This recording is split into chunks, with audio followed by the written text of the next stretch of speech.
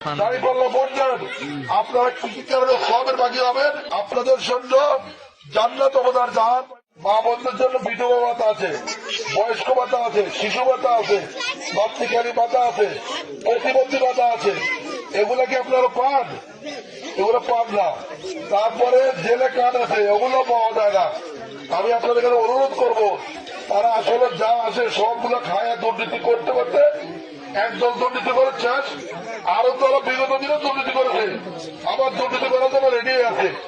আমি আপনাদের কাছে অনুরোধ, আপনারা সবাই আগামী দিনে আমরা আপনাদের সন্তান, আপনাদের ছেলে, আপনাদের বাইকে বলতেছি, আমাদের দ্বারা 1 টাকার দুর্নীতি হবে না, 1 টাকার অনিয়ম হবে না।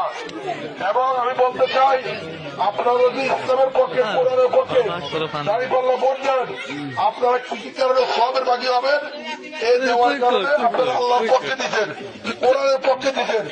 আপনাদের জন্য জান্নাত অবদার জাহান। আমি বলি, যারা কোরআনের বিরুদ্ধে ভোট দিবে তারা গুণাগার হবে। কারণ